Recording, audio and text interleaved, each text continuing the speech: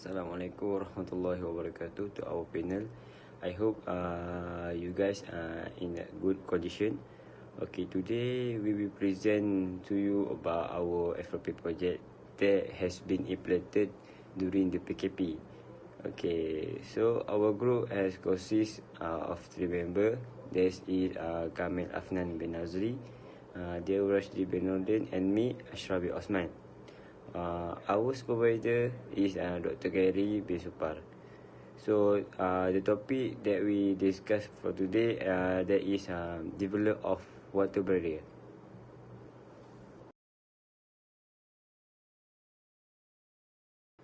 Okay, moving to my part, that is introduction for this topic.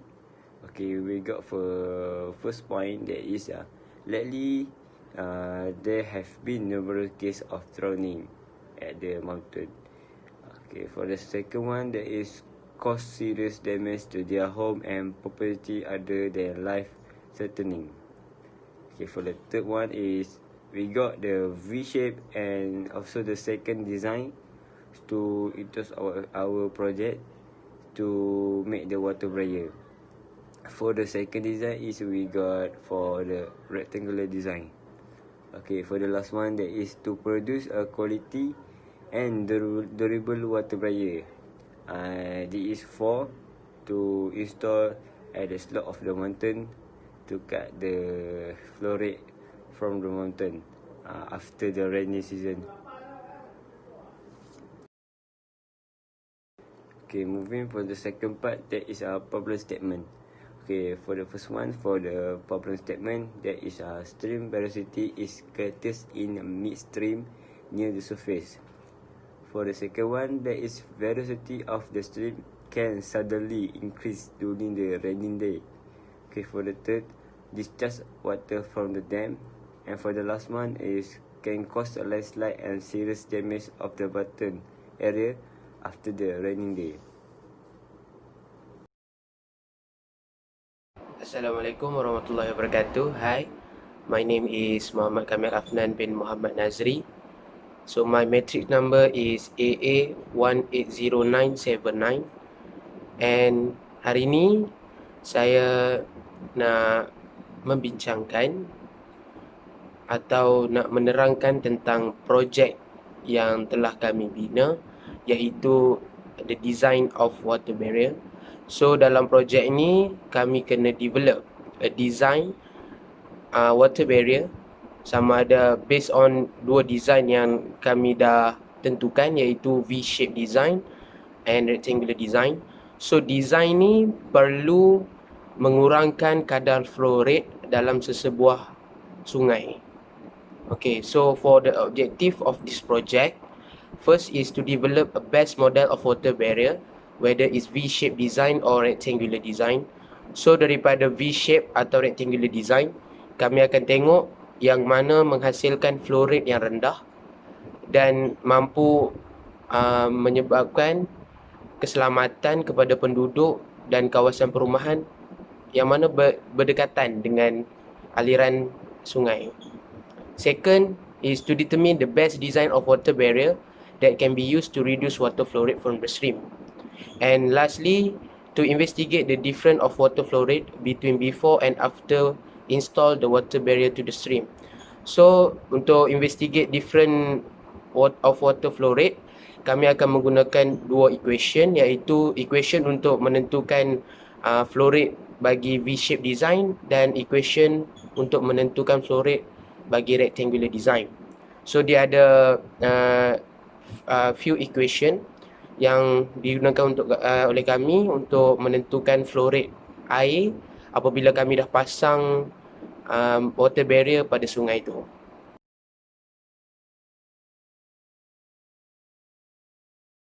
So we proceed to the next slide. That was methodology. So in the methodology, we have the process for the systematic review. So for the first step is the identification.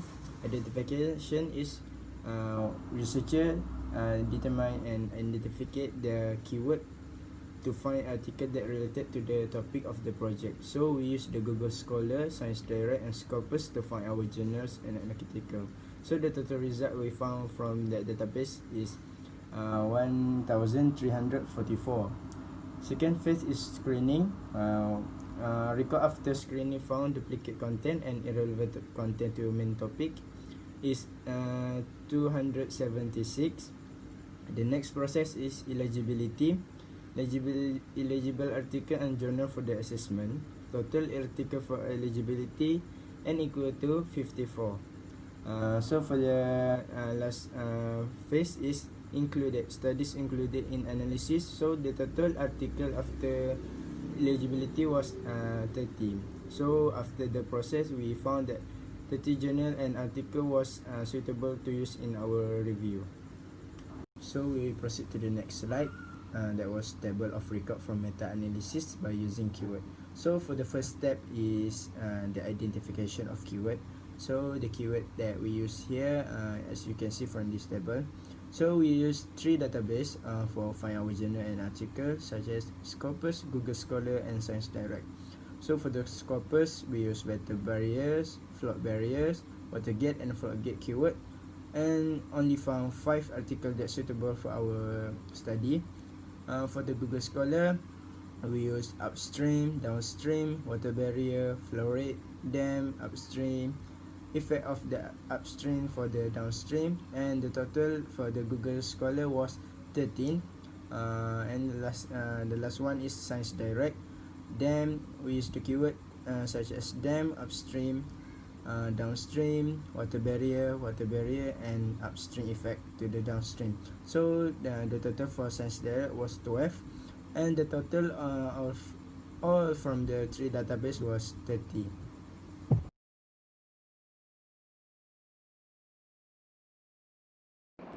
Okay, untuk result and analysis, we need to define the flow rate based on 2 shape, which is V-shape design and rectangular design of water barrier. So untuk V-shape design, kami akan menggunakan V-Notch-Wire equation, iaitu dia punya equation adalah Q sama dengan 4.28C tan theta over 2 H plus K kuasa 5/2. Dan dapat lihat jadual C and K versus notch angle, iaitu kita boleh dapat nilai C, discharge coefficient, dan nilai K, head correction factor, which is kita akan kira dalam feet. So Q adalah discharge, C discharge coefficient, theta adalah notch angle, H adalah head in feet, maknanya ketinggian juram tu ataupun ketinggian V-notch design kita, V-shape design equation kita tu, V-shape design water barrier kita. So K adalah head correction factor.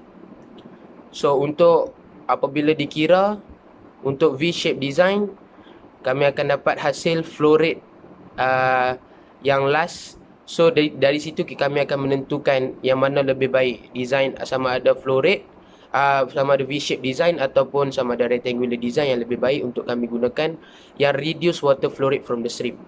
Okay, untuk rectangular shape design pula, kami akan menggunakan the Kynes vector Carter rectangular wire equation, which is in ISO 1980. So dia punya equation adalah Q sama dengan CE 2/3 kuasa 2 2G, B tambah KB darab H tambah KH kuasa 3/2, di mana Q kita tahu Q adalah discharge, iaitu flow rate kita nak cari. So CE adalah discharge coefficient, G adalah acceleration of gravity, B adalah notch wide, H adalah H, head, KB and KH account for effect of viscosity and surface tension. So dari sini kami akan kira water flow rate yang dihasilkan oleh dua-dua design water barrier kami, iaitu V-shape design and rectangular shape design. So apabila menggunakan dua-dua equation, iaitu equation V-Notch-Wire equation dengan Kynes vector Carter equation tu, bila masukkan dan flow rate kami akan dapat untuk V-shape design adalah 0.01636 meter square per second, dan untuk rectangular design kami akan dapat 0.01776 meter square per second. So dari sini dapat lihat bahawa V-shape design dia punya flow rate lebih rendah daripada rectangular design. So kami boleh buat kesimpulan kat sini, apabila water barrier yang kami guna adalah berbentuk V-shape design, so the flow rate from the stream can be reduced. Kalau kami guna rectangular shape design, dia punya flow rate lebih tinggi, tapi boleh juga dipakai, cuma untuk mengurangkan kesan-kesan kami akan mengambil V-shape design sebagai kami punya design of flow rate based on nilai flow rate yang kami dapat apabila kami kira. Okay.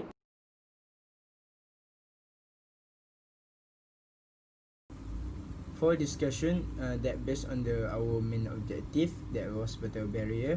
The installation for water barrier suitable for place such as residential, at the bottom of the mountain and along the river, or the recreation place such as a waterfall. It can reduce the effect of the upstream to the bottom land.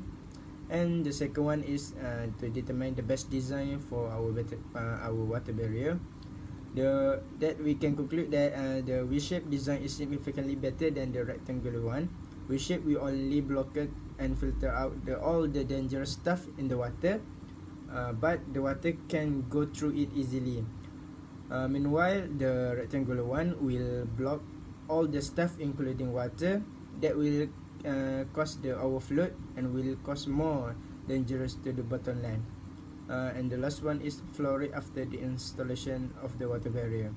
The flow rate of the water that pass through the water barrier is the more or less, and we can conclude that the flow rate of the water less after we install the water barrier.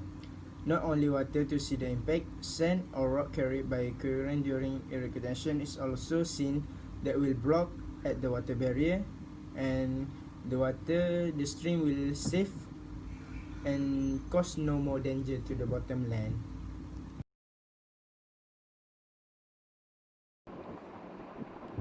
So for the conclusion ataupun kesimpulannya, the water barrier is one of the alternative to solve the high velocity of the stream. Ni water barrier dia dapat mengurangkan high velocity of the stream sebab dia membantu menghadang kelajuan air. So bila air dari atas mengalir dan menghentam water barrier, dia akan mengurangkan kelajuan air yang turun ke bawah. So high velocity water from upstream can be reduced and menghasilkan low velocity of water downstream. So selamat akan menghasilkan keselamatan kepada pengunjung ataupun kepada orang yang duduk berhampiran dengan sungai. So next, reduce high speed flow rate of water and helps to save many life and also residential which is located near to the stream.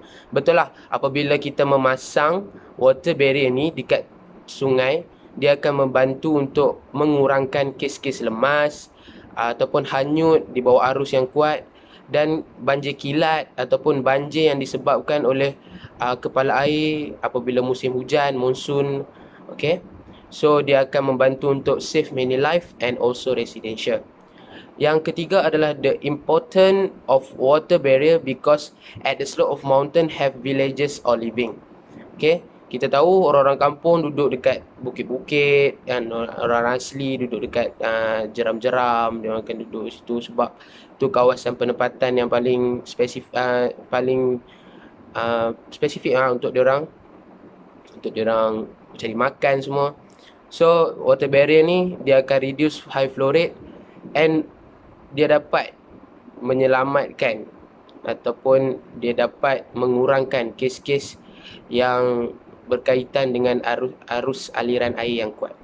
Okay, and for final, the quality and durable water barrier must be suitable with its material. So flow rate ataupun water barrier yang kami bina ni, dia perlulah kuat, tahan lasak, sebab kita tak tahu flow rate. Kadang monsoon weather, dia akan menghentam water barrier tu dengan kuat sebab arus air yang turun dari atas kuat.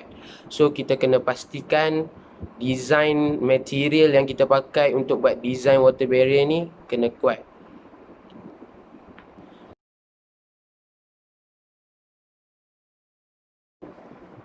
So The acknowledgement of this project is first and foremost praises and thanks to God, the Almighty, for His showers and blessing through my research work to complete the research successfully. This work was supported by the Center of Diploma Studies, University Tun Hussein on Malaysia, and we as a group would like to express our deep and sincere gratitude to our supervisor, which is Dr. Khairi, and co-supervisor and family for guiding us from the very beginning when we started this project. That's all from me. Thank you.